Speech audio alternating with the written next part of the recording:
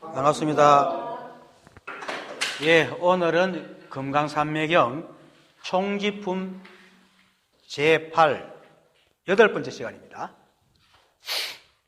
지난번에 했던 그 밑에 바로 밑입니다. 오늘도 짧습니다. 읽어보겠습니다.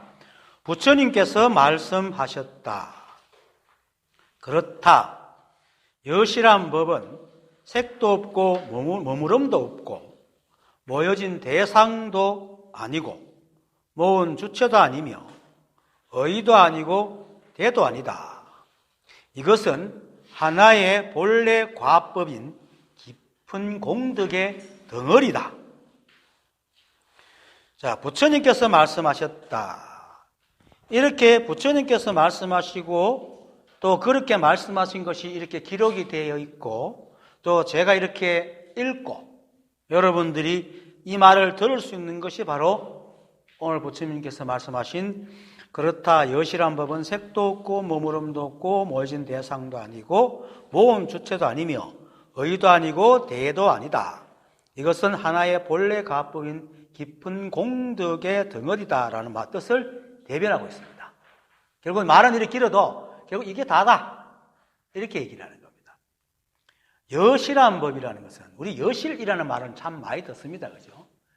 여실이라는 것은 그 가틀여와 실질 또는 사실을 말하는 실을 말하는데 합성인데 불교적인 의미로는 사물이 있는 그대로의 모습으로 우주 만유의 본체인 평등하고 차별 없는 절대 진리를 이루는 말이라고 되어 있습니다. 굉장히 관념적인데 하여튼 한마디로 하면은 이 우주의 근본이 되는 바탕, 진리, 그리고 있는 그대로의 모든 것들이라는 뜻입니다. 일반적인 뜻으로는 사실과 꼭 같음, 같을 실, 사실, 사실과 같다. 그렇게 이걸 사람들이 이제 어떻게 해석하냐면은 사실하면 법이 따로 있어요. 그 법과 똑같다. 이렇게 생각하면 영원히 관념적이 돼요. 그런데 드러난 사실과 똑같다. 이렇게 이해하면은 일체가 다 한국입니다. 근데 드러난 법과 하나다 이 말입니다. 그래서 여시란 법은 일체 만법을 말하고 드러난 사물들이 그대로 이 한 법이라는 말입니다. 그래서 부처님 마지막 말씀인 이것은 하나의 본래 과법의 깊은 공덕의 덩어리다. 공덕의 덩어리는 깊은 공덕이라는 것은 이 한 법의 법칙과 작용을 말하고 덩어리는 이 한 법으로 드러난 일체 만유를 말하는 만법을 말하는 겁니다. 본래 과법이라는 것은 삼과에 대하는 말입니다. 이 금강산매경에 오면 좀 유식한 말들이 좀 많이 나옵니다. 그죠? 삼과라는 것은 그 온, 처, 개 또는 그 개, 입이라고 해가지고 했는데 여기서 말하는 대와 의가 아니라 할 때 의를 말하는 겁니다. 그래서 쉽게 말해서 사람의 식과 식으로 만들어내는 과정, 사람의 식과 이 식이 만들어지는 과정을 말합니다. 좀 자세한 건 좀 뒤에 가서 얘기하고 이것은 하나의 본래 가법인 깊은 공덕의 덩어리다라는 말은 이 세상의 모든 법은 여실한 법으로 이 한 법의 법칙과 작용인 깊은 공덕이라는 게 뭐냐면 이 한 법이 법칙과 작용으로 그 연기법으로 이 세상을 만들어내는 이걸 공덕이라 깊은 공덕이다. 그것으로 생겨난 법 그 자체다 이 말입니다. 깊은 덩어리이기 때문에 공덕의 덩어리니까 드러난 만법을 말하는 거죠.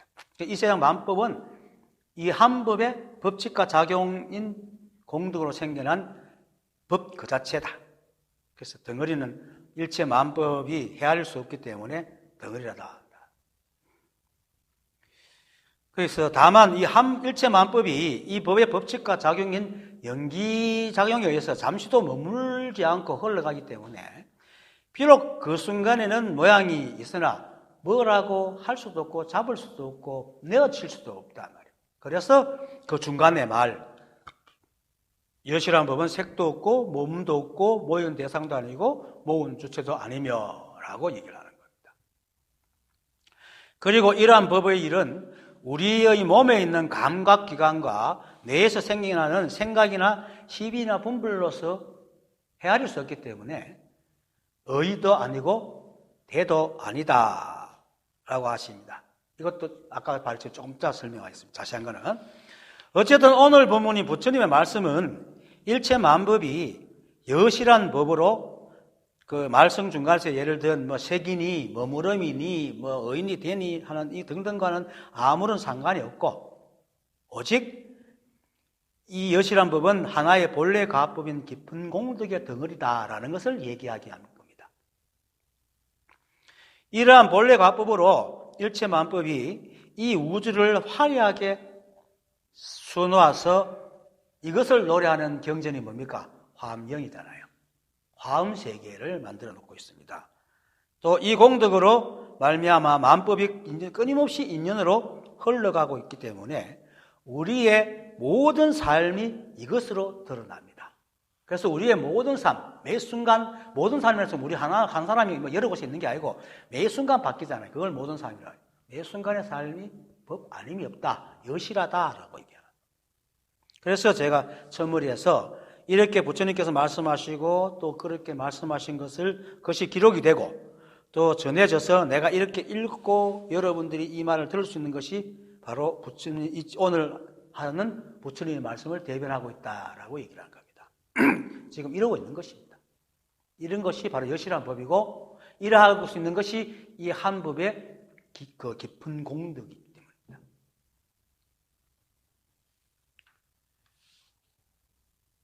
오늘 본문은 부처님께서 말씀하신 이러한 여시라는 법은 생각으로 해야를 만든 관념적인 것과는 다르고 또 늘 있지만은 자신의 고정된 모습을 지니고 있지 않기 때문에 있다 없다 하는 것에 속하지 않기 때문에 색도 없고 라고 얘기하고 간략하게 오늘 본문을 설명하는 겁니다.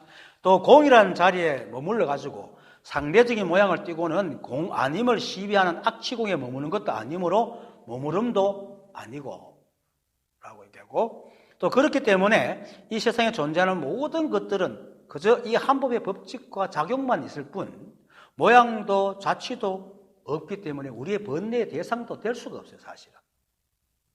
특히 말해 생각으로 찌어가지고 있다고 번뇌를 일으키지 실제로 그러한 것들이 순간순간 변해가기 때문에 번뇌의 대상이 될 수가 없습니다. 그래서 모여진 대상도 아니고 이 법이 일체만법이 이것을 원어대사는 고진몰 멸도 사성제 중에 고제가 공하다. 그 괴로움 번뇌가 공하다. 그런 거 없기 때문에. 그리고 괴로움의 대상이 없기 때문에 그 고제, 고진멸도죠. 고진멸도가 사성제인데 그래 고제, 집제, 멸제, 도제라고 해서 그 중에 이제 고를 고제라고 그럽니다. 제자는 진리라는 뜻입니다. 진리는 고통이 진리라는 게 아니고 이 세상에서 번뇌 망상이 생기는 이 원인의 진실한 이유를 말하는 것이 사성제입니다. 고제는 또 고를 일으키는 집제인 집착으로 인해서 일어납니다. 이 법은 늘 말하지만은 오직 한 법이고 상대가 없기 때문에 주체와 대상이라는 것이 생겨날 수가 없습니다. 그러니까 모여진 대상도 없으니 역시 상대적인 주체인 모이는 것도 주체도 없다. 그래서 집제도 아니다 이 말입니다. 이 법은. 그리고 모여진 대상이나 주체는 내가 있다는 한 생각 때문에 일어나거든요. 개체적인 존재가 되니까 상대가 생기고 상대가 생기니까 있느니 없느니 좋으니 나쁘니 하고 생겨났단 말입니다. 그래서 내가 있다는 생각은 어디서 일어납니까? 우리의 인식작용에서 일어나는 겁니다. 그래서 의도 아니고 대도 아니다 라고 얘기를 합니다. 자, 의는 앞에서 말한 것처럼 삼과를 말하는데 이걸 삼과 법문이라고 얘기합니다. 삼과는 뭐냐면은 개, 입 또는 온처계라고 합니다. 그게 뭐냐면 음과 온은 오온입니다. 오온은 들어봤죠. 그렇게 음계가 온층에는 뭐냐면 오온과 18개 그리고 12입을 말하는 겁니다. 오온은 오는 오온으로 인식이 생겨나는 과정을 말합니다. 색을 보고 거기에 대해서 느낌을 받아들이고 거기서 상을 떠올리고 생각을 하고 행하고 그것을 과로 생각을 만들어내는 수상형 식이 이게 우리 머릿속에서 식이 만들어지는 과정입니다. 그래서 오온은 식이 형성되는 과정을 말하고 입과 처, 음계 입할 때 입하고 온척에 갈 때 처는 같은 건데 12입 또는 12처라고 하는데 우리가 식을 일으키려면 무슨 정보가 있어야 되잖아요. 정보를 얻으려면 어떻게 합니까? 나의 안이 빛을 신의 그 감각기관으로 거기에 대하는 대상인 색성량 미촉법하고 접촉을 해야 돼요. 그래서 이 접촉하는 과정을 그걸 12입 또는 12처라고 매개합니다. 그리고 18개는 그러한 모든 것들이 모여서 식을 일으키니까 그런 식을 일으키는 18가지 요소를 18개라고 해요. 그래서 섞여 있죠, 이게. 그래서 대는 4대입니다. 불교에서 말하는 우주의 근본 원소로 지수화풍, 인도에서는 지수화풍으로 얘기했죠. 그래서 흙, 물, 바람, 불을 말하고 이것으로 이 우주와 우리의 몸을 이루고 있다고 여겼기 때문에 원소, 이 우주를 이루는 근본 원소를 말하는데 중국이나 일본, 우리나라 등 극동에서는 오행이라고 그러죠. 4대란 걸 오행, 목, 화, 토, 금, 수. 그래서 우리 요일도 월화수목금 이렇게 있다. 그래서 월화수목금 토 있단 말이죠. 그래서 원래는 화수목금토인데 1월 집어넣어갖고 1와 월을 집어넣어가지고 7일이 되는 겁니다. 그래서 나무, 불, 흙, 쇠, 물로 되어 있다. 이렇게 얘기하는 겁니다. 그래서 이 대와 의는 앞에서 잠깐 말했지만 서로 떨어져 있지 않습니다. 그게 뭐냐면은 의 속에 있는 12입이 대에 해당하기 때문에. 그렇죠? 대라는 것은 뭐냐면 4대잖아요. 물질이잖아. 그래서 12입이 뭡니까? 안이 빛을 신의 우리 감각기관이잖아. 물질이잖아. 색이란 말이야. 색. 모양. 물질이잖아요. 그리고 대성경계도 색성향 미촉법도 사실은 물질이거든. 그래서 의 속에 있는 12입이 대와 같다. 그래서 12입 또는 12처는 우리가 대상과의 접촉으로 인식의 정보를 얻기 때문에 정보가 들어오는 곳이라는 뜻으로 입이라는 것입니다. 그리고 우리와의 감각의 기관과 대상이 만나는 자리라고 해서 처라고 써요. 그래서 12입이라기도 하고 12처라기도 하고 그랬어요. 12는 똑같지만은 어떻게 보느냐에 따라 정보가 드나드는 통로로 보면은 입이 되고 그 만나는 그 지점을 얘기하면 처가 돼요. 똑같은 겁니다. 보는 각도에 따라서 12처, 12입이라고 합니다. 그 12입에는 방금 말했듯이 육근인 안이 빛을 신의와 육경인, 그러니까 육근은 이제 뿌리라 그러는데 육문이라고 합니다. 하여튼 불교는 말이 너무 많아요. 육문이라고 하고 한데 우리 문이라는 것은 우리의 감각기관이 대상과 만난다고 해서 문이라고도 합니다. 그래서 육문이라고 하는데 안이 빛을 신의 하고 육경은 색성량 미촉법으로 우리 몸 그리고 대상. 그런데 우리 몸은 색성량 안이 빛을 신의가 있으니까 따로 떼고 여기서 말하는 색은 바깥 대상을 얘기한다. 색성량 미촉법. 그래서 이것을 두 가지를 사람 입장에 볼 때는 육근, 안이 빛을 신의는 내적인 요소고 색성량 미촉법은 외적인 요소잖아요. 그래서 12입 중에 내적인 요소인 육근은 육내입이라고 그러고 또는 육내입처라고 하고 바깥 대상은 색성량 미촉법은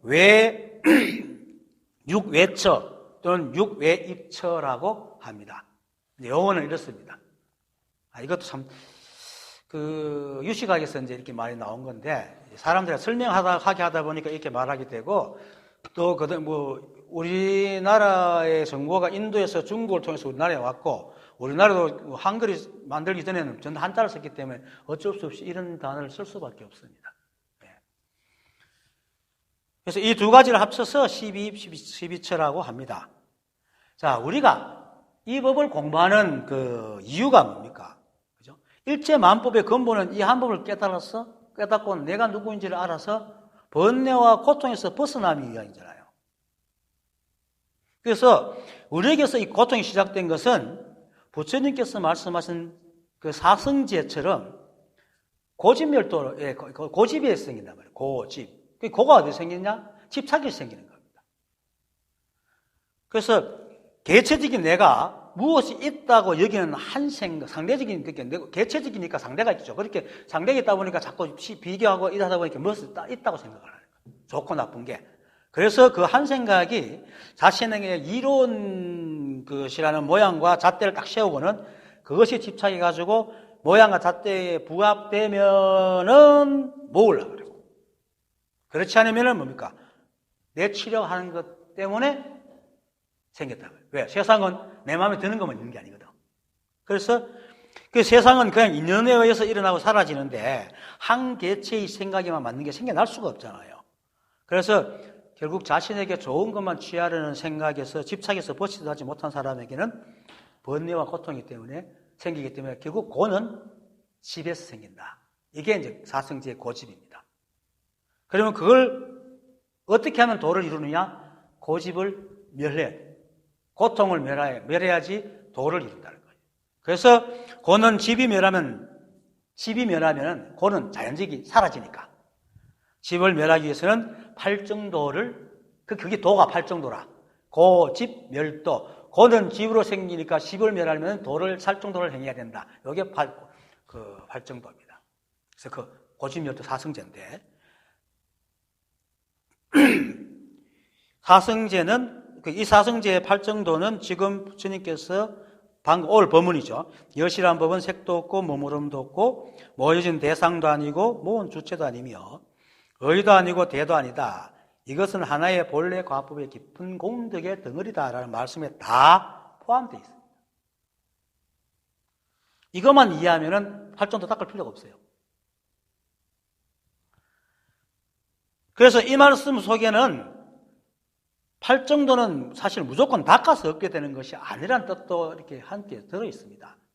그게 뭐냐면은 사람이 부처님께서 말씀하시는 팔정도 정견, 정사, 정어 뭐 이런 식으로 있어야 된다. 다 모내오는데 하여튼 그 정견, 정사 등의 말을 들어도 깨닫지 못하면은 그죠? 그리고 부처님 말을 안만 들어도 깨닫지 못한 사람은 정견이 뭐지? 정사가 뭐지? 알 수 없잖아요. 바르다는 말을 깨닫지 못한 사람이 바르다는 것을 알겠어요? 모른단 말입니다. 그렇게 깨닫지 못하면 팔정도를 할 수가 없어요. 그런데 이거를 시킨단 말이에요. 지금 저래도 시키고. 사실은 지금 불교에서도 기독교도 마찬가지입니다. 왜냐하면 불교만 깨달으면 종교가 아니고 사실 기독교도 보면은 은총회사도 결국은 뭡니까? 하느님이 누구인지 깨달아야 돼. 진짜 그걸 알 수 있거든. 그래서 성부, 성자, 성령이 무엇인지 기독교식으로 알아야 되고 하나님의 은총이 어떤 것이 진짜 은총인지 알아야 기도를 할 거 아닙니까? 그것처럼 우리 불교에서도 팔정도도 정견이 뭔지 정사가 뭔지 정견이 뭔지 알아야 바른 사고를 할 수 있고 바른 사고를 해야지 바른 말을 할 수 있거든. 그리고 바라밀이라는 것도 보시마라밀을 하는데 보시가 무슨 뜻인지 알아야지 보시마라밀을 할 거 아닙니까? 그렇게 깨닫지 못하는 하지도 못할 걸 가지고 있는 거라.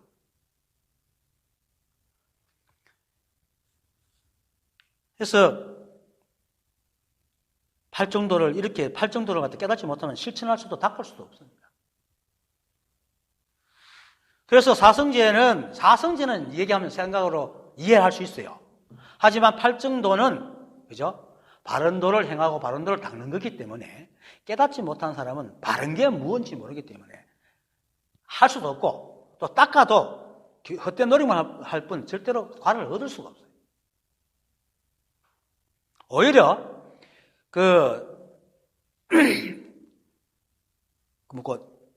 이것이 팔종도다, 이것이 정의다 하고 서로 시비면 생각을 해야 돼가지고. 그리고 실제로 팔종도에서 말하는 도를 얻게 되면요, 어떻습니까? 그것이 팔종도라 이런 것으로 옵니까? 안 온단 말이에요. 어떤 바른 견해와 노력을 얻는 게 아니고 어느 한순간에 문득 모든 것이 헛되고 이 한 밖에 없구나라고 다 깨닫는다 이 말이에요. 부처님께서 말씀하시는 것은 깨달음을 단계를 주시는 게 아니고 사람들 이해하기 위해서 말씀해 준 것이지 그걸 따라서 깨달라는 의미는 절대 아니에요. 그런데 그렇게 깨닫고 나면은 그런 것이 모두 그 단계에 불과하고 설명이 뿌리라는 걸 아는 거라. 그래서 깨달으면은 그냥 이렇게 있는 것 자체가 법이나 사실을 다 깨달아요. 이것만 알고 조금만 보임이 되면 팔종도에서 말하는 것이 무슨 말인지 알게 되고 다 알아요. 특히 그 깨닫는 사람들이 대부분 얘기하는 것이 이걸 딱 알고 나니까 그냥 경전과 어록이 그냥 읽히더라는 거예요. 왜? 자기가 아는 것이 그 속에 다 들어있으니까 자기 마음을 그대로 얘기하고 있거든. 그런데 이 마음을 남한테 얘기한다고 해서 그때 깨달지 못한 사람이 그걸 알겠어요? 그거 똑같은 거야. 팔종도를 얘기하라는 것은 내가 막 얘기해 놓고 네 알았지? 해래? 이건 똑같아. 그걸 어떻게 한단 말이에요? 모르는데. 그렇습니다. 그런데 실은 깨닫든 못 깨닫든 닦든 닦지 않든 부처님의 오늘 말씀처럼 이 세상과 우리는 여실한 법이고 하나의 본래 과법의 깊은 공덕의 덩어리로서 이미 법 그 자체다. 그래서 이 법계는 법 아닌 것이 티끌만큼도 없다는 것을 딱 깨달으면 알아요. 그러면 팔종도라는 게 있습니까? 없습니까? 없단 말이에요. 저는 우리 이미 이제 법 자체이기 때문에 법을 깨닫기 위해서는 닦을 것도 없고 닦는다고 해서 이 사실을 알 수도 없다. 깨닫지 못하면. 그래서 제가 늘 말하듯이 자신이 이미 법이요 부처임을 되뇌라고 내가 계속 얘기하죠. 그리고 또 모든 선지시들은 뭐라 합니까? 다만 한 생각만 내려놔라 이렇게 얘기하잖아요. 복잡하게 공부하지 말고 그 한 생각이 바로 시비분별하는 생각이고 그 한 생각에 가려서 일체가 한 법이고 자신이 부처임을 보지 못하는 겁니다. 오늘 얘기가 그걸 밑받침해 주는 얘기입니다. 하지만 이 사실을 깨닫지 못하면 자신이 따로 있게 돼요. 자신이 따로 있게 되니까 자신과 상대가 생기고 그러다 보니까 높고 낮음이 생기고 높고 낮음이 생기고 옳고 그름이 생기고 그러다 보니까 중생이라는 게 생기고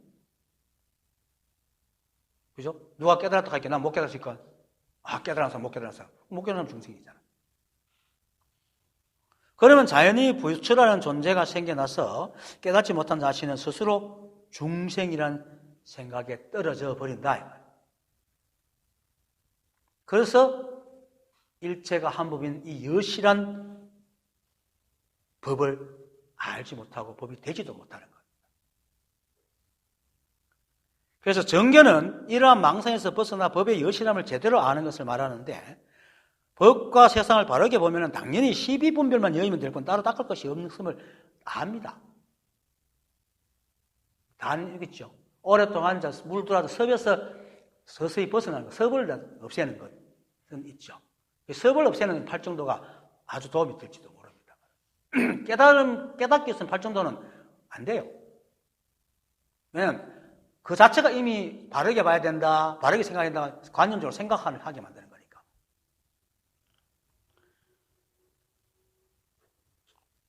그래서 정견은 이러한 망상에서 벗어나서 법의 여실함을 제대로 아는 것을 말하고 그렇게 제대로 법과 세상을 바르게 보면 당연히 시비분별만 열면 되잖아요. 왜냐하면 이 세상이 다 법인데 뭐 분별할 게 뭐 있어요? 다. 그러니까 따로 닦을 것이 없는 거예요. 그러니까 따로 닦을 것이 없는 게 되니까 생각이 뭡니까? 텅 비잖아요. 무념이 왜 생각 없음이 완전히 생각이 더 없는 것이 아니고 12분별이 없는 거냐 하면은 우리가 12분별이 없으면 어떤 생각을 일으키더라도 12분별이 없으면 그 생각이 그냥 다른 생각을 옮겨가면 사라져 버리잖아요. 그렇죠? 사라져 버리니까 공이야. 그래서 무념이라. 그렇다고 해서 우리 생각 작용 안 하는 게 아니고 끊임없이 생각하는데 단 한 번도 그 생각을 잡지 않기 때문에 늘 공의 상태가 된다. 그래서 무심론에서 보는 것으로 말미암아 마음이 없다. 그렇기 때문에 매일 하루 종일 볼 수가 있다. 이 말을 하는 거예요. 우리가 하루 종일 볼 수 있다는 것은 한 번 본 거에서 집착을 안 하고 그냥 놔두기 때문에 다음 보는 거 있으면 한 번 본 것이 사라져버리니까 또 보고 또 보고 또 보고 한다는 거예요. 그게 무념이라. 그게 마음이 없는 거다. 결국 그러려면 뭡니까? 12분별이 없다. 잡고 늘어지지 않는다. 그겁니다. 그래서 깨닫지 못하면 이런 사실을 모르기 때문에 부처님이 말씀하신 팔정도인 정견, 정사, 정어를 설사 부처님한테 직접 듣더라도 될 수가 없어요. 그래서 내가 팔정도를 무조건 닦는다고 해서 얻어지는 것이 아니다라고 깨달으면 안다 이 말입니다. 오히려 이러한 수행은 정견이니 정산이 하면서 상대적인 시비의 뜸만 만들고는 그러한 자신에 속아가지고 허망한 집착에 헤매면서 고통에 뒹굴고 또 남까지 시비하고 싸우고 찢고 한다. 그리고 이 법을 이사무예인 그것만 아는 사람들은 일체가 다 법이기 때문에 모든 것이 법이라는 사실을 모르고 자기만 아는 걸 딱 쥐고 내가 옳다 하고 또 싸워요. 그렇게 시비에서 모든 것이 생기는 겁니다. 그래서 이러한 이제 시비분별로 세상을 보니까 고가 생기는데 시비분별 하니까 당연히 좋고 나쁨이니까 그 좋은 걸 지으려잖아요. 좋은 걸 지으려고 하는데 안 되니까 고가 생기는 거라. 그래서 자신이 이 한 법의 법칙과 작용으로 태어난 존재이면서도 그것을 알지 못하고 개체적인 한 인간의 감각기관과 뇌의 자유봉으로 만들어낸 모양과 잣대에 속아서 그것으로 세상을 막 보고는 자신한테 그 맞는 것은 좋다 하면서 있게 하려고 하고 자신한테 안 맞으면 싫다 해서 없애려고 한다. 여기서 고가 생긴다. 그래서 바로 인간에게 고가 생기는 가장 기초적인 이유가 바로 집이다. 그리고 이러한 집착이 생기는 이유는 아까도 말했듯이 바로 내가 있다 하는 그 한 생각이다. 그게 바로 의가 있고 대가 있다고. 나를 이루는 게 뭡니까? 몸과 생각이잖아요. 의와 대다. 그래서 부처님께서 의도 아니고 대도 아니다라고 하신 겁니다. 의와 대는 열당품에서 범행장자가 부처님께 무엇을 대의과라 합니까? 라고 물었을 때 부처님께서 대는 사대를 말하고 앞에도 설명했지만은 잠깐 의는 계, 입 등을 말하고요 과는 본식을 말하니 이것이 대의과이다. 본식은 아리아식을 말하는 겁니다. 그 중에서 과를 제외한 것이 바로 대의와 대입니다. 그런데 엄밀히 말하면 과도 들어갑니다. 그 앞에서 말했듯이 대는 사대인 몸과 대상 경계의 물질을 말하고 의는 음계 입으로 음은 5온, 계는 18개, 그리고 입은 12입니다. 그래서 의는 18개 안에 속하면서도 육근의 대상 경계의 물질이기 때문에 대에도 속하는 거예요. 이게 관계가 우리 몸이 식을 만들어내기 때문에 일어나는 현상입니다. 정신만 따로 있는 게 아니잖아요. 그래서 부처님께서 함께 묶어서 의도 아니고 대도 아니다 이렇게 얘기를 합니다. 어쨌든 의와 대는 식의 생성에서 떼어놓을 수 없는 요소로 우리의 안이비설신의 육근이 대상인 색성량 미촉급이 서로 집촉하면서 온의 색수상 형식의 과정을 거쳐 식이 성립되면서 안식부터 안식, 이식, 비식 등의 의식까지 육식이 형성됩니다. 이게 의대입니다. 그리고 이 형성된 식이 어디에 저장이 됩니까? 아리아식이라는데 딱 저장이 됩니다. 그래서 이걸 과인데 과를 본식이라 그럽니다. 왜 또 과라 그러냐면은 모든 식이 저장된 아랴식을 말하기 때문에 대화의 의의 열매라고 하세요. 과라. 열매 같았어요. 그리고 이게 바로 아랴식인데 아랴식이 본식인 이유는 이 아랴식이 우리의 모든 식을 다 저장하고 있기 때문에 본식이라고 하고 또 이 본식이 다음에서 식을 대상 경계를 보면은 그것을 판단하는 기준인 종자식이 되기 때문에 본식이라고 합니다. 그래서 맨 처음에는 대상을 볼 때 색수상행식으로 식을 일으키지만은 그 다음에 비슷한 걸 보면 그때는 색을 없애버리고 자기의 본식에서 떠올려가지고 상을 떠올려가 상수상행식으로 바라봅니다. 그래서 아랴식을 본식이라고 얘기를 하는 거예요. 그러니까 새로운 거는 볼 때는 이게 뭐지? 이러지만 그냥 보는 건 그냥 보잖아요. 보통 보는 거는 에이 이렇게 보잖아. 그리고 어떤 거는 저게 사과가 뭐 저래 이렇게 보고 야 좋은 사과네 이렇게 얘기해요. 그래서 내가 늘 말하잖아요. 세상에 사과는 몇 개 있다고? 사람의 수만큼 있다. 사과뿐만 아니다. 이 세상에 있는 모든 것들은 다 사람의 수만큼 있습니다.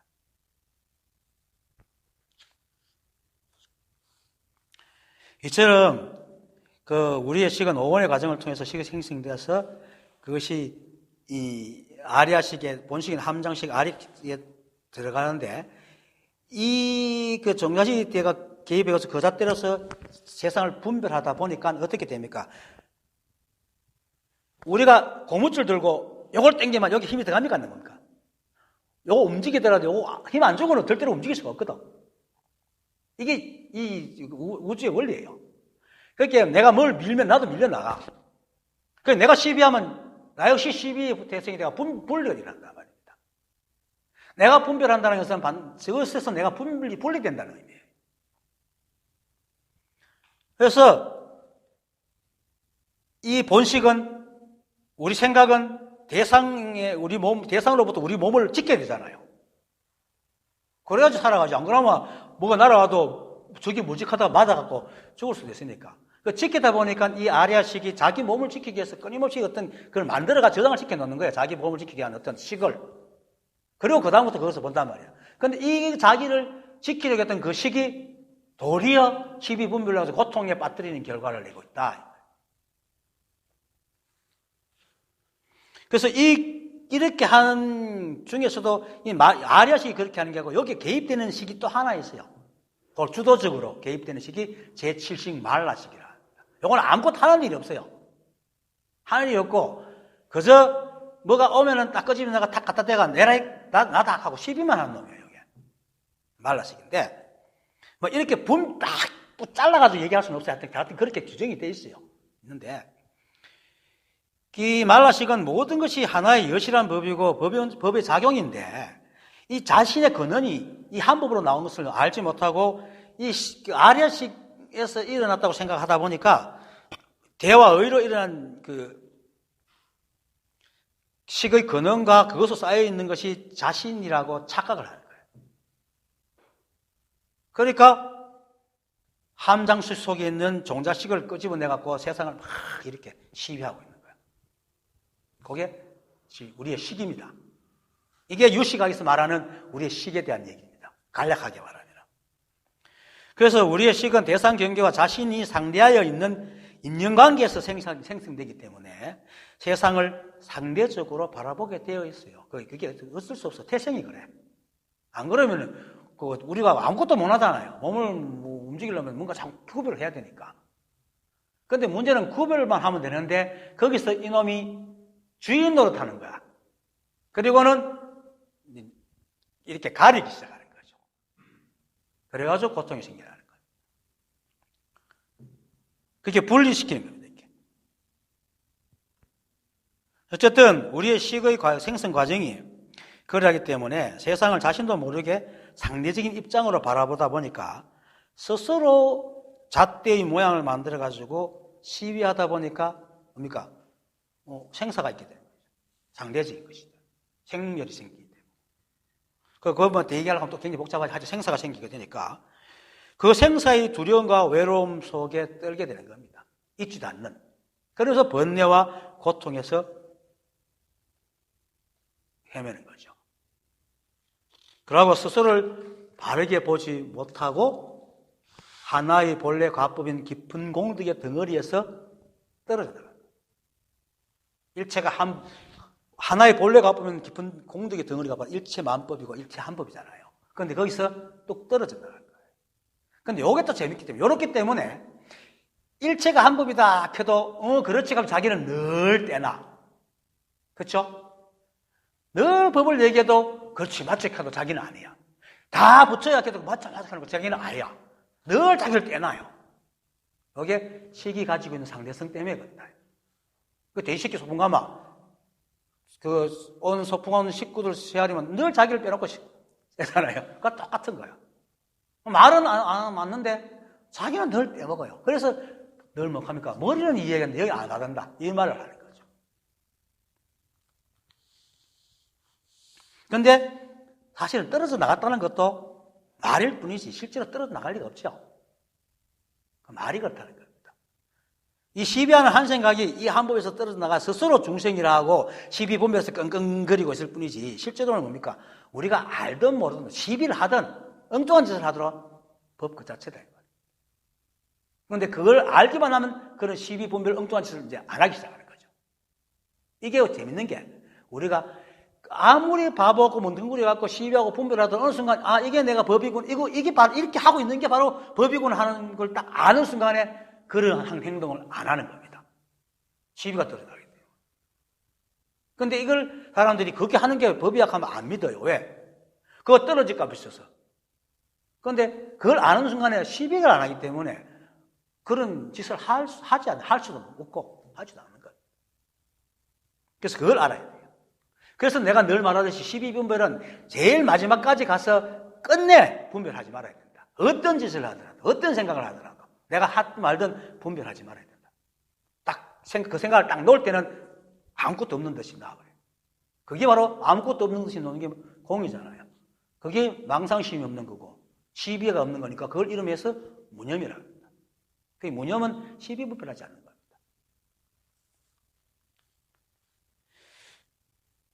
어쨌든 부처님께서 오늘 하시는 말씀은 우리가 잊지도 않는 그 제7식 아상이 만든 허상이 아니고 그렇게 생각으로 대와 의가 만들어낸 그런 허상이 아니고 진실한 존재고 여실한 법이면서 이 세상이 본래 하나로 모든 것이 다 하나의 일이며 법의 일뿐이라는 것을 지금 말하고 있는 겁니다. 그런데 지금까지 이제 오늘 얘기했던 것을 말하는 것은 용어도 복잡하고 관념적이잖아요. 그래서 이걸 좀 알아듣기 쉽게 우리가 나누는 보통 말로 내가 다시 한번 풀어볼게요. 우리가 지금까지 살아온 하루하루 몇 순간 삶을 한번 돌아보세요. 자, 우리의 생각이 시비도 하고 간섭도 하고 분별도 하고 헤매기도 하고 고통에 빠지기도 하고 하지만은 그것이 어떤 정해진 틀이나 규칙이 있습니까? 있어요. 사람마다 자기가 어떻게 살아야 된다 하는 그걸 갖고 있지만 그렇게 살아지느냐 이 말이에요. 내 말은. 안 된단 말이에요. 그냥 어쨌든 있는 따라 흘러가고 있는 거야. 그러니까 우리는 어떤 물건을 만들거나 어떤 일을 할 때는 매뉴얼을 가지고 그렇게 해요. 그런데 정작 우리 삶은 그렇게 안 돼요. 그렇죠? 좀 될 때도 있고 되다가 또 엉뚱한 일 벌이면 안 돼보고 그런다. 물론 이제 크게 따지면은 이제 뭐 학교도 가고, 그죠? 졸업하고, 직장 가지고, 어떤 이는 결혼하고, 어떤 이는 혼자 살고, 또 자식을 낳는 것, 과정을 거치는 것이 대부분이지만은 그것이 어떤 이유로 태어나고, 어떤 이유로 학교를 가야 되고, 어떤 이유로 직장을 가져야 되고, 이거 태어나면서 이렇게 다 계획하고 그렇게 살아가는 사람 아무도 없어요. 없죠. 그리고 사랑하는 사람을 만나 결혼해서 자식을 낳으면 있어서 그 자식에 대한 모양과 성격을 결정해서 놓습니까? 주는 대로 받지. 안 그래요? 그리고 윤리와 도덕이라는 가치 척도가 있지만 사실 그거 평생 동안 다 지키면서 사는 사람이 있어요? 없어요. 그 김기대 선생의 이제 서성격인 들빛이라는 사람이 옛날에 그랬어요. 제보고. 기붕씨, 그 사람도 하느님이 십계를 모세한테 준 이유가 그걸 지키라고 줬을까요? 이렇게 묻더라고. 난 그때 아무것도 모르니까 지키라고 줬겠지요. 그러니까 아니에요. 인간의 생각으로는 그걸 절대로 지킬 수 없다는 걸 깨닫게 하기 준 거예요.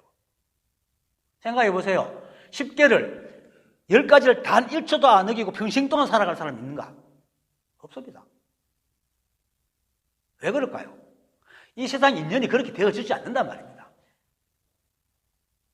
그래서 이런 말도 있죠. 살생을 하지 마라 하는 부처님도 길 가다가 벌레를 밟아 죽여요. 자비를 베풀고 남에게 의지하지 마라 하는 부처님도 남이 닦아놓은 길을 간다 이 말이에요. 어머니 배 앞에 낳고. 그게 세상 이치라. 그렇게 우리가 살아갑니다. 그래서 어떻게 보면은 우리의 삶은 무작위라고 해도 과언이 아닌 그런 삶을 살고 있습니다. 지금 여러분들이 어릴 때 태어나가지고 지금처럼 살리라고 한번 생각을 해본 적 있어요? 아마 거의 없을걸요? 뭐 비슷하긴 하도 그 매 순간 삶이 그때 계획한 대로 계획도 못할 분들 되지도 않습니다. 대부분 지금의 나를 생각도 못했어요.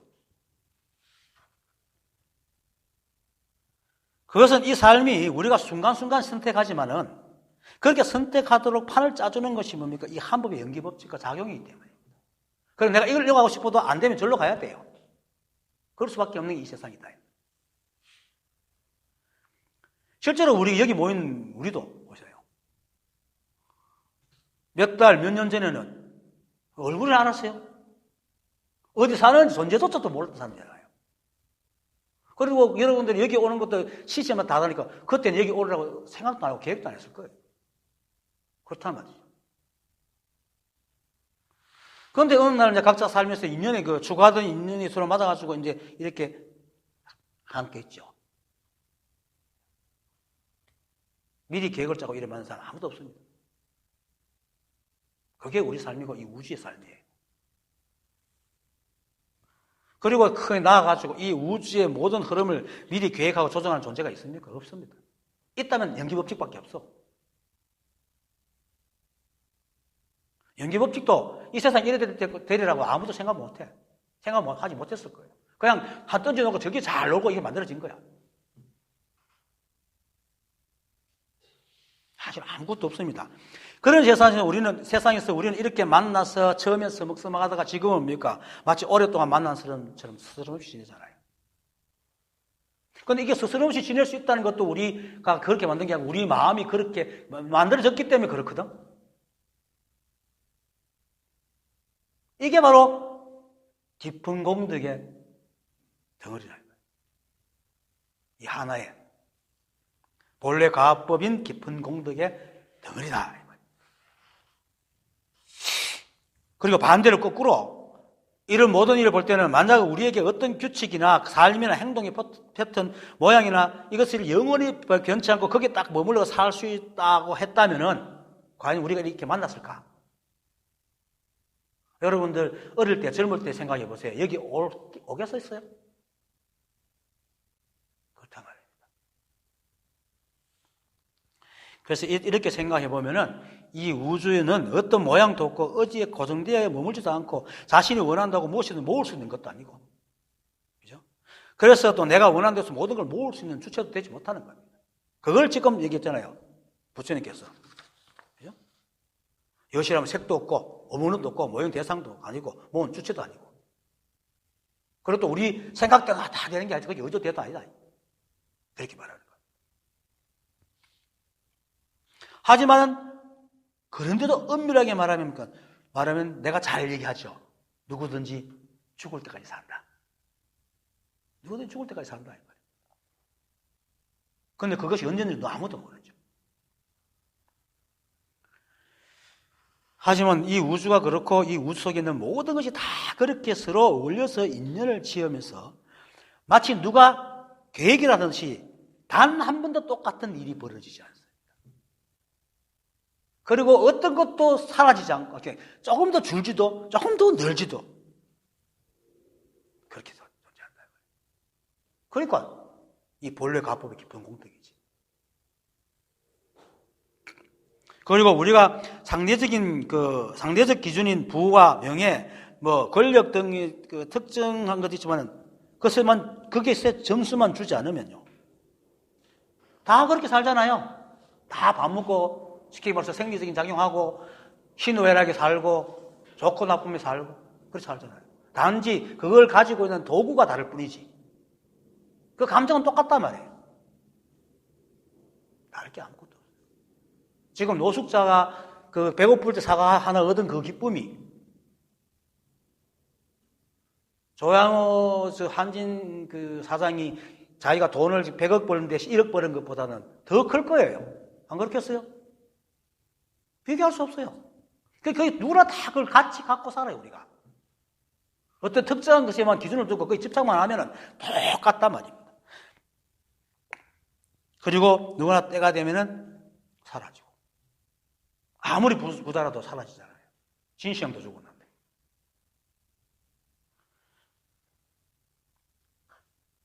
그리고 이러한 일들은 아까 말했던 우리의 인식인 의도 아니고 세상 만법을 이루는 대도 아니다. 그렇게 이러한 것들은 인연에 의해서 생기고 변하고 흘러가는 것이지 이런 의와 대가 이러한 것을 만들어내는 것이 아니다. 그런데 우리의 생각은 개체적인 상황에 살다 보니까 자신이 보고 들은 것으로 세상을 유추해가 바라보니까 그렇게 생긴 그 생각이 자신의 기준이 되고 심지어는 그것이 주인이 되어갖고 나라는 모양을 띠고 세상을 시비하고 판단하면서 옳고 그름이 생겨났다. 그게 우리 모습입니다. 실제로. 우리 생각이고. 그래서 이렇게 생기는 과정이 대의, 과다. 대는 4대, 의는 6식까지 만들어요. 과는 본식.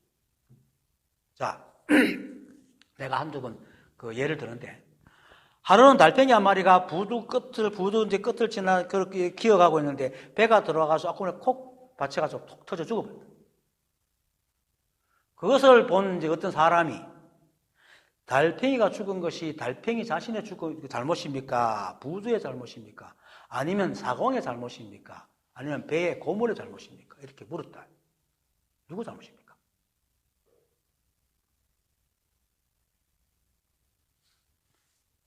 그거는 묻는 사람의 잘못입니다. 왜냐하면은 말하지 않겠지만은 굳이 말한다면 그 모든 일이 모여서 그렇게 된 거예요. 어떤 하나의 원인 때문에 그렇게 된 게 아니고 그런 모든 인연이 모여서 그렇게 된 거라. 그래서 주체도 없고 객체도 없는 거야. 그래서 그냥 인연일 뿐인 것을 시비할 것도 없는데 굳이 시비해가지고 잘못을 따지고 있으니까 그 놈이 잘못이지. 잘못을 만들어낸 거는 그 시비하는 놈이 잘못된 겁니다. 이것이 사실은 이렇게 시비하는 것이 대와 의와 과의 결과물이에요. 우리가 그렇게 살잖아요. 그래서 이거는 사람들이 자신들이 보고 싶은 대로 보고는 판단하고 좋게 보려는 사람은 자신이 원하거나 좋아하는 것을 기준을 딱 삼아가 그 사람 때문에 좋은 일이 생겨났다. 이렇게 생각하고 쉽게 보는 사람이나 상을 보는 자신이 원하지 않는 것이 다 이러면 저놈 때문에 그랬다. 이렇게 본다. 사람마다 원인이 결과 다 다른 거야. 똑같은 일 하나 두고. 그렇게 그 잘못은 누굽니까? 그 묻는 놈 잘못이죠. 그리고 이것이 사람들이 보는 세상의 꿈과 같은 그림입니다. 우리가 세상을 바라보는 꿈과 같은 그림이다. 그렇게 여실한 법을 여실하지 못하게 보지 못한 험악한 생각이기 때문에 부처님께서 의도 아니고 대도 아니다라고 얘기를 하는 겁니다. 어쨌든 세상은 우리의 생각, 이 우주의 존재는 어떤 한 존재의 생각과는 아무런 상관이 없습니다. 그래서 이 법을 깨닫고 나면은 이 우주가 이렇게 변하면서도 조금도 늘지도 줄지도 않고 아무도 상상할 수 없는 일이 일어나고 변하면서 사라지고 흘러가는 것을 보면서도 와 이렇게 안 하고 본래 그러하다. 이렇게 본단 말입니다. 물론 보지 못한 신기한 일이 있으면 하고 보지만 그것 때문에 시비 분별 안 하고 하고 신기하네 하고는 본래 그래 하면 합니다. 시비를 안 한다. 그래서 그 본래 그러한 것이 바로 뭡니까? 부처님께서 새벽에 샛별을 보고는 늘 보던 샛별이죠. 그러다 문득 거기에 있네. 그 인연을 발견하신 겁니다. 그것이 바로 연기 정도죠. 세상이 전다 저렇게 다 인연으로 저렇게 있구나.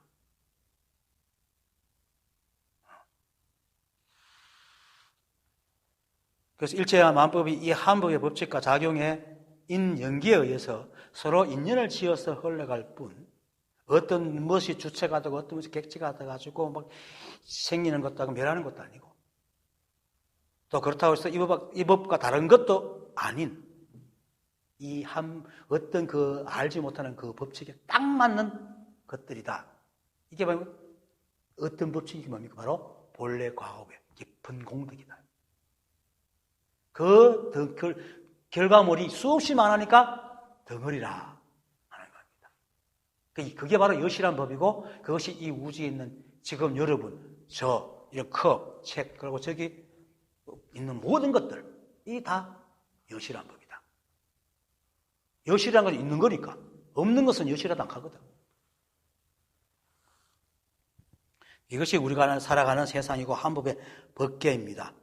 그래서 조사들이 늘 인연 따라 살아가라 라고 얘기를 하는 겁니다. 그리고 이 말의 배경에는 다시 두 번 얘기하는 거지만, 우리가 가진 대와 의로 유치해서 아무리 노력하고 애를 써도 이 거대한 우주를 움직이는 이 한법의 법칙과 작용, 그리고 그 법칙과 작용을 일어나는 일들은 어떻게 할 수 없고, 또 오히려 자신의 욕심이나 모양이나 잣대를 쥐고 그것에 대항하면 할수록 어떻게 됩니까? 본래 가법에 팍 부딪혀가지고 고통만 늘어날 뿐이라는 것을 만나요. 물론 가끔 자신이 바라는 일이 일어나기도 합니다. 하지만 그거는 일어난다 하더라도 자신이 그린 모양과 똑같이 일어납니까? 느낌이나 비슷한 모양으로 일어나지 똑같이는 일어나지 않습니다. 그리고 그것도 인연이 허락해줘야 되지, 인연이 허락하면 절대 안 일어납니다. 그러니까 내가 하는 게 아무것도 없다. 우리가 하는 게 아무것도 없습니다. 왜? 우리가 이렇게 보고 말할 수 있는 것도 결국은 우리가 원래부터 갖고 나오는 게 아니고 살아오면서 만들어 놓은 거다. 습득해 놓은 거다. 그런데 이점 이렇게 얘기하면은 이제 이 법에 대한 깨달음이 없는 사람들은 대부분 패배주의에 빠집니다. 뭐야? 그리고 법을 구하는 사람조차도 내가 저런 거 구하려고 이 공부했나? 심지어 깨닫고 난 뒤에는 내가 이거 깨달으려고 이번 이렇게 고생했나? 이렇게 합니다. 실제로 제가 이 법을 깨닫고 느꼈잖아요. 택시 몰면서 3만 명 가까이 사람들한테 이런 얘기 했다고. 그런데 그 중에 거의 70, 80%가 그러면 그건 너무 무기력한 거예요. 패배주의 아니에요. 이렇게 말해요. 그런데도 깨달은 사람들은 뭐합니까? 한결같이 인연 따라 살아가라고 합니다. 그리고 스스로도 인연 따라 살아가고 패배주의 삶을 산다 이 말입니다. 왜 그럴까요? 깨닫고는 자신이 그것이 알기 때문에. 그게 패배가 아니고 그게 진짜 삶이고 진짜 깊은 공덕의 본래 가업임을 알거든. 그리고 욕심을 부리는 놈은 진짜 자신이 아니고 생각이 만들어낸 헛개비고, 부처님의 말씀처럼 능연과 소연이 만나 생기는 헛꽃이며 그림자라는 걸 알게 되고, 진짜 자신은 이 한법과 그리고 법칙과 작용 자체라는 걸 분명히 알기 때문에 그렇게 인연 따라 살아가라 한단 말이에요. 옛사람이 삶을 살아가는 데 있어가지고 그 지혜의 말 중에 진인사 대천명이라는 말이 있어요. 들어보죠? 이게 뜻은 사람의 일을 다 하고, 다할 진짜 인사, 사람의 일을 다 하고, 기다릴 때자 천명, 하늘의 뜻을, 하늘의 명을 기다리라 이 말입니다. 이 말은 제가 볼 때는 아마 이 지구상에 존재하는 말 중에 이 말만큼 인연 따라 살아가는 뜻에 가장 부합하는 말이 없어요. 사람들이 그럼 아무것도 하지 말아요. 이럴 때에 진인사하라. 네가 하고 싶은 일, 네가 하려는 일을 해라. 하지만 그 결과는 하늘에 인연에 맡겨라. 이게 진인사 대점이거든. 그래서 진인사는 사람이 일을 다 한다는 것은 자신이 원하는 삶을 위해서 노력하고 살아가라는 거예요. 그리고 대체명은 대체명은 하늘의 뜻을 기다린다는 것은 그러한 노력의 삶에서 얻는 것도 자신이고 얻지 못해도 자신의 일이라는 것을 받아들인다는 말이에요. 그런데 엄밀히 말하면은 진인사도 역시 대처명입니다. 아까도 얘기했지만 우리가 그렇게 하고 판단하는 것도 뭡니까? 우리가 태어나기 전에는 아예 없었기 때문에 하지 못하고 태어날 때도 인간으로 태어났기 때문에 그렇잖아요. 인간으로 태어난 게 인연으로 태어났잖아. 하늘의 명을 받아가 태어난 거지. 내 마음대로 태어났어요. 여러분들이 태어나기 전에 어디서 그 불교에서는 어디 49일을 어디 있다가 인간으로 탁 태어난다 하는데 그 49일을 지내는데 그건 말짱 그건 거짓말이고 그냥 어느 날 인연으로 탁 태어나요. 그리고 부모님도 나라는 놈이 그렇게 나올 줄 생각도 못하고 내놓는 거야. 그러니까 대치명이지 뭐. 그게 어떻게 진인사겠어. 그리고 살아가면서 보고 듣고 하면서 습득을 하면서 식을 만들어내잖아요. 의대로. 그것을 따라가서 세상을 보고 살아가는데 그것이 어떻게 말은 진인사라도 결국은 대처명이라.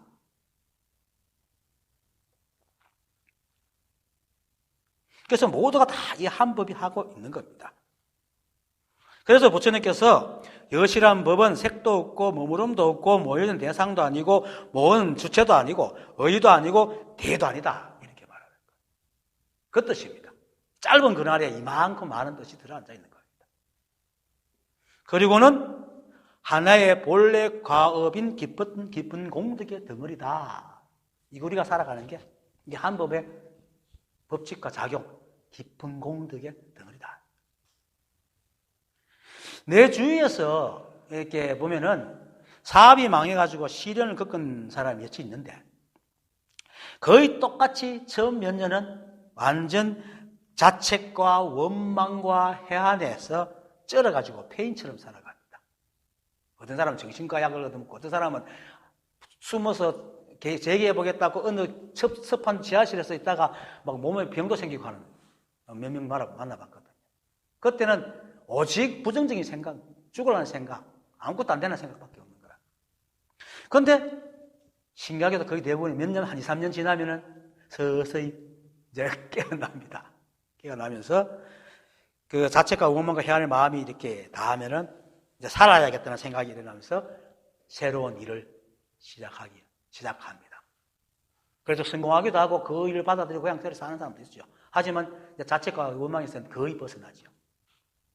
그러면서 마음이 안정되면 하나같이 똑같이 말하는 사람이 똑같이 하는 말이 있어요.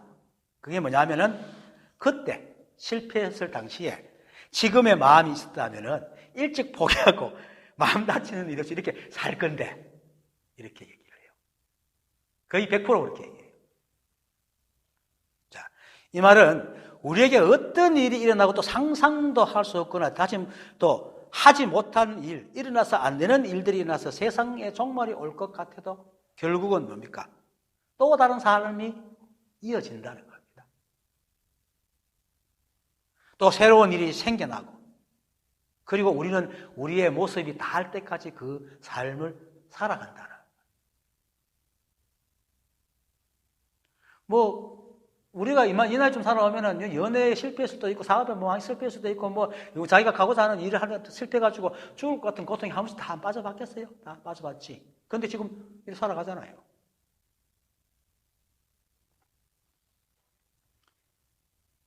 물론 어떤 사람은 이 마음을 깨닫지 못한 것처럼 자신이 원하는 생각이 꼭 이루어졌던 집착이 너무 강해가지고 새로운 일을 끝내 받아들이지 못하고 그 고통을 못 받아들이고 자기 그 인생을 끝내는 사람도 있기도 하지만 그 사람조차도 그때 지금의 마음이 있었다면 하는 그러한 마음이 있었다면 번뇌와 두려움과 고통에 빠져 살거나 자신의 마음마저 버리는 일을 하지 않을 거다.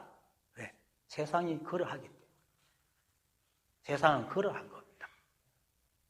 누구든지 살아갈 수 있도록 되어 있어요. 그렇게 이제 나중에야 깨닫는 지금의 마음, 그때 이 마음이 있었다면 하는 이 지금의 마음이 바로 진인사 대천명의 마음이다. 이 말이에요. 받아들이는 것. 그런 마음이 우리한테 있다는 것이 뭡니까? 우리가 법이기 때문에 이 한 법의 본래 가압인 깊은 공덕이 우리도 거기 있기 때문에 그렇게 받아들일 수 있거든요. 그 마음이. 그게 우리 법이란 증거입니다. 그러니까 늘 말하지만 이 법은 그런 인연의 욕심, 가치, 윤리, 남의 눈 등에는 조금도 관심이 없습니다. 그저 인연이 되는 대로 세상에 내놓습니다. 그리고 그 인연의 조건과 앞으로 전개될 일은 우리는 절대로 알 수가 없어요. 그래서 조사들이 인연 따라 살아가라고 하는 것이고 그 인연 따라 살아가는 것이 바로 진사 대천명입니다. 그것이 바로 인연 따라 살아가는 거예요. 세상에 안 되는 일은 없습니다. 이 말은 우리가 하는 일이 안 되는 일이 없다는 게 아니고 우리 사람들이 원하고 원하지 않는 것과는 상관없이 일어나지만은 인연만 되면 뭐든지 다 일어나게 하는 겁니다. 이 법은. 그래서 우리가 사업이 실패해도 다른 삶을 살 수 있게끔 해준다. 안 되는 게 없습니다. 또 죽게도 하잖아요. 뭐 사살도 끄면 죽으니까 죽지. 암만 꺼도 안 죽으면 지가 어떻게 죽겠어?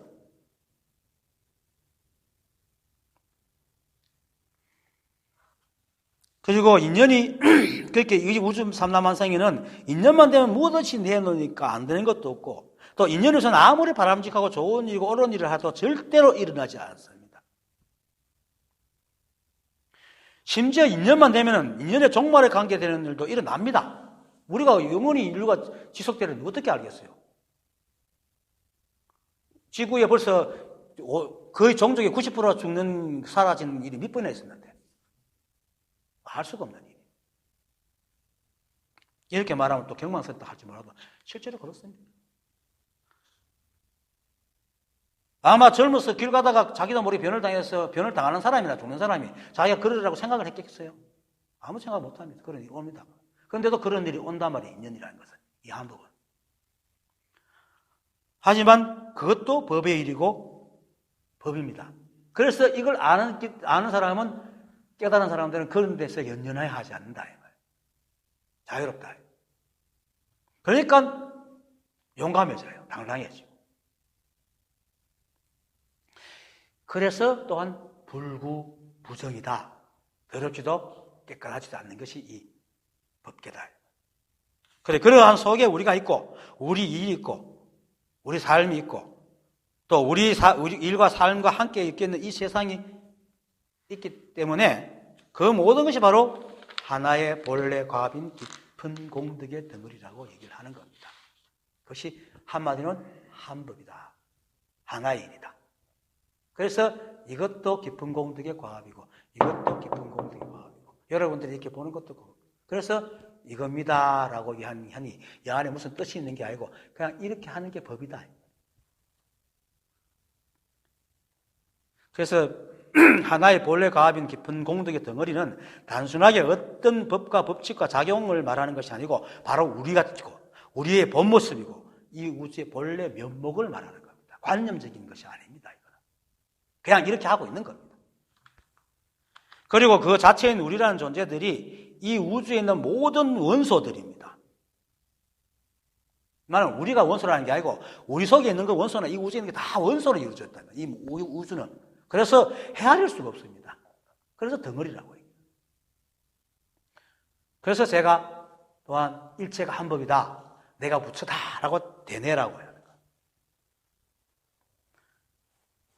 근데 이제 그 가끔씩 일체가 한 법이다 할 때 어떤 마음으로 해야 되는가라고 묻는 사람들이 있어요. 종종 그런데. 그럼 예를 들어가 누가 그 사람 보고, 그죠? 자신을 보고 이게 나다라고 얘기해보라 하면은 그때도 나라 할 때 어떤 마음으로 해야 됩니까? 라고 묻겠어요? 나를 나라 하는데 그걸 그렇게 묻는 사람 아무도 없죠? 여러분들이 스스로 이게 나다라고 대내라 하면 어떤 마음으로 대내야 되지? 이렇게 묻는 사람 아무도 없다면 왜? 나기 때문에. 그렇게 되뇌야 됩니다. 일체가 한 법이다라는 내가 붙이다는 것은 뭘 어떤 마음으로 가지고 되뇌는 게 아니고 당연하게 되뇌야 됩니다. 그럼 내가 법이니까 내가 바로 나니까 내가 나니까 나라고 하는 거지.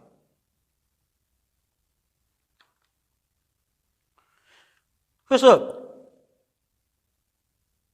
어떤 마음 왜 그럴까 이렇게 의심하지 말아야 합니다. 여러분들이 여러분한테 내가 나다 할 때 의심합니까? 그 어떤 마음으로 어떤 생각으로 어떤 방법으로 이런 생각 안 하잖아요. 그냥 나라고 하지. 그게 그렇게 일체감법이다. 내가 붙이다라고 그렇게 되뇌라는 거예요. 왜 그러냐면 그렇지만 자기가 잘 모르기 때문에 그것이 문득 하나가 될 때까지 계속 되뇌라는 거예요. 그걸 다른 비유로 뭡니까? 그 종살이 하다가 주인이 자기가 종살이하는 집에 그것이 자기 집인 줄 아니까 알고 난 뒤부터는 그래도 종습이 있어서 진짜 가는데 계속 이거 내 집이지 내 집에 가다 보면 어느 정도 내 집이 되잖아요. 그건 거짓말 하는 게 아니거든. 그와 똑같이 하라. 일체감법이다. 내가 붙여달라는 것은 그렇게 하라는 거예요. 어떤 마음이라는 게 아닙니다. 그래서 길 가는 고양이도 법이고 뺨을 스치는 바람도 법이고 신호등이 깜빡이는 것도 법이고 화장실에 앉아있는 변기도 법이고 물 내릴 때 흘러가는 물소리도 법이고 일체감법이다. 내가 붙여다 하는 것도 법입니다. 그렇게 되뇌라는 거예요. 그래서 자신이 자신을 자신처럼 여기듯 그렇게 당연하게 의심하지 말고 일체가 한 법이다 라고 되뇌십니다. 그러다 보면 문득 그것이 자신 안에서 정말 그러네 하고 툭 터져버립니다. 왜? 자신이 그거니까. 그걸 내가 다른 비유로 합니까? 두 개의 부싯돌을 막 부딪혀 불 탁 붙는다고. 그것이 일체감법이다. 내가 붙이다라고 되뇌는 방법입니다. 그것밖에 없습니다. 굳이 방법이라면. 그래서 이처럼 그 일체가 한 법이다. 내가 붙이다라는 말에는 다른 뜻은 전혀 없습니다.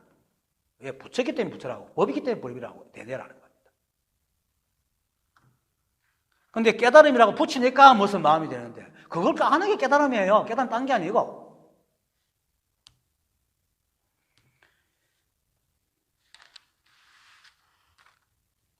이처럼 여러분이 그대로 보이고 붙이기 때문에 그렇게 되뇌면은 거기에는 다짐 먹을 어떤 마음도 없고 또 방법도 없습니다. 그게 당연하기 때문에. 깨달은 사람은 오히려 그렇게 할 필요 없이 당연하게 알고 있습니다.